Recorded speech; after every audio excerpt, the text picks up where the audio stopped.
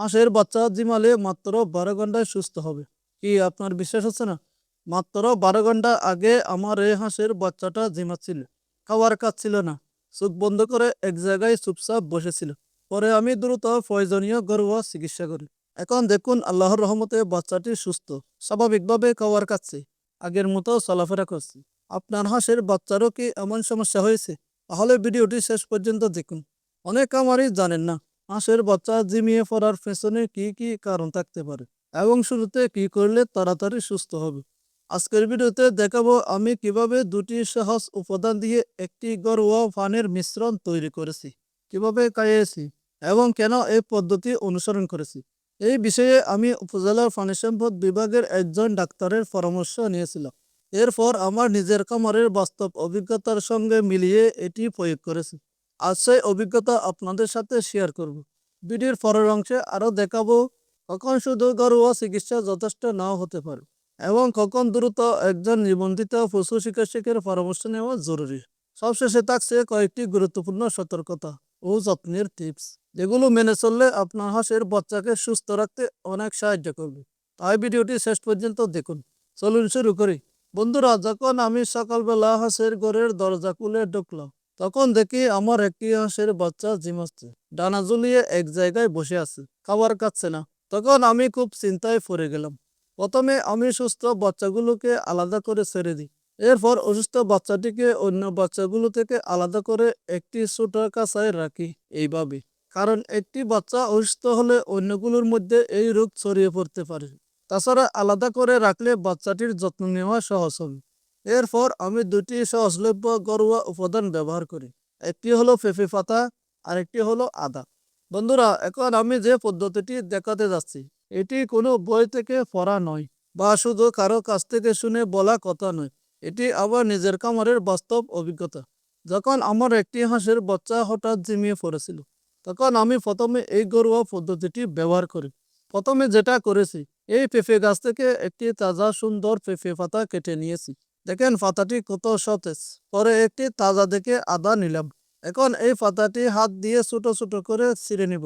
এরপর ছিঁড়া পাতাগুলো ভালোভাবে পরিষ্কার পানি দিয়ে ধুয়ে নিলাম। তারপরে এই গুগলিটি পানি দিয়ে ধুয়ে নেব। পরে একটি মগে 1 লিটার পরিমাণ পানি নেব। এই মগের মধ্যে আদাটি দিয়ে হাত দিয়ে পরিষ্কার করে নেব ভালো করে। পরে অল্প আদা কুচি কুচি করে এইভাবে কেটে একটি বাটিতে নিব। এখন পেঁপে পাতা এই গুগলিতে দিয়ে দিলাম। এরপরে আদা কুচিগুলো দিয়ে দিলাম। পরে অল্প পানি দিয়ে ভালো করে ছেঁচে নেব। যদি আপনার ব্লেন্ডার মেশিন থাকে তাহলে ব্লেন্ড করে নিতে পারেন, আর যদি শিলপাটা থাকে তাহলে বেটে নিতে পারেন। এখন আমাদের ছেঁচা হয়ে গেছে। প্রথমে একটি পরিষ্কার বাটি নেব। এর মধ্যে মগ দিয়ে 1 লিটার পরিমাণ পানি ঢেলে নেব। পরে ছেঁচা পাতা আদার রসগুলি এই পানিতে হাত দিয়ে মিশিয়ে দেব। পরে একটি মগে মিশ্রণটি ঢেলে নেব, এইভাবে। এরপরে একটি ছাঁকনির সাহায্যে ছেঁকে নেব, এমনভাবে। একটি গ্লাস দিয়ে ভালো করে মিক্স করে একটি পাতলা মিশ্রণ তৈরি করব। এরপর একটি গ্লাসে প্রায় 250 মিলি পরিমাণ পরিষ্কার পানি নিয়ে এই প্লেটে ঢেলে নেব। সেই পানি থেকে আগে তৈরি করা মিশ্রণ থেকে 2 চামচ এই প্লেটের পানিতে ভালো করে মিশিয়ে দেবে। এরপর একটি পরিষ্কার ছোট ওষুধ খাওয়ানোর টিপ দিয়ে খুব অল্প পরিমাণ করে সেই হাঁসের বাচ্চাটিকে ধীরে ধীরে খাওয়াই দেব। জোর করে বেশি পরিমাণ খাওয়ানোর চেষ্টা করিনি। আমি 2বার এভাবে খাওয়াইছিলাম এবং প্রতিবার খাওয়ানোর পর কিছুক্ষণ বাচ্চাটিকে পর্যবেক্ষণে রেখেছিলাম।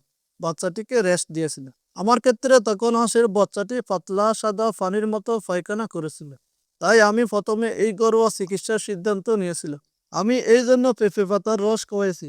পেঁপে পাতায় এমন কিছু প্রাকৃতিক উপাদান রয়েছে যা হাঁসের বাচ্চার সাদা পায়খানাজনিত সমস্যা দূর করে, হজমে সহায়তা করে, বাচ্চার শরীরে স্বাভাবিক রোগ প্রতিরোধ ক্ষমতা বাড়াতে সাহায্য করে। আর এই জন্য আমি আদা ব্যবহার করেছি, কারণ আদায় অনেক প্রাকৃতিক উপাদান রয়েছে, যেমন ঠান্ডাজনিত সমস্যার সময় বাচ্চার শরীরের স্বাভাবিক সুস্থতা বজায় রাখতে সহায়তা করে। কারণ শুধু একটি উপাদানে যথেষ্ট নয়, সাথে সঠিক যত্নও সমান গুরুত্বপূর্ণ। আমার ক্ষেত্রে প্রায় 12 ঘন্টা পর হাঁসের বাচ্চাটির অবস্থা উন্নতি দেখতে পাই। সে ধীরে ধীরে দাঁড়াতে শুরু করে। পরে খাবার দেওয়ার পর সে আগ্রহ নিয়ে খাচ্ছিল। এই কারণে আমি আমার বাস্তব অভিজ্ঞতাটি আপনাদের সঙ্গে শেয়ার করেছি।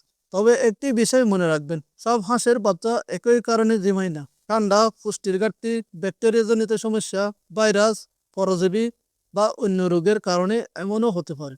আর বাকি মিশ্রিত পানিটুকু আমার সুস্থ হাঁসের বাচ্চাগুলোকে খেতে দিলাম, যাতে তারাও রোগে আক্রান্ত না হয়। এখন কয়েকটি গুরুত্বপূর্ণ টিপস। কোনো বাচ্চা জিমালে অবহেলা করবেন না। অসুস্থ বাচ্চাকে আলাদা রাখবেন। সবসময় পরিষ্কার পানি ও তাজা খাবার দিবেন। সঠিক তাপমাত্রায় রাখবেন। আর হাঁসের বাচ্চার থাকার জায়গা শুকনো পরিষ্কার রাখবেন। মনে রাখবেন, কোনো একটি ঘরোয়া উপায় সব সমস্যার সমাধান নয়। সঠিক যত্ন, পরিষ্কার পরিবেশ এবং প্রয়োজনে সময় মতো চিকিৎসা একটি সুস্থ হাঁসের বাচ্চা পালনের সবচেয়ে গুরুত্বপূর্ণ বিষয়। আপনাদের যদি এই বিষয় নিয়ে কোনো অভিজ্ঞতা থাকে, তাহলে কমেন্টে অবশ্যই লিখে জানান। ভিডিওটি ভালো লাগলে একটি লাইক দিবেন এবং অন্য হাঁস পালনকারীদের কাছে শেয়ার করে দিন, যাতে তারাও উপকৃত হতে পারেন। আর অবশ্যই কমেন্টে লিখে জানাবেন আপনি এই ভিডিওটি কোন জেলা থেকে দেখছেন বা কোন দেশ থেকে। আপনারা সবাই ভালো থাকবেন, সুস্থ থাকবেন। সালাম আলাইকুম।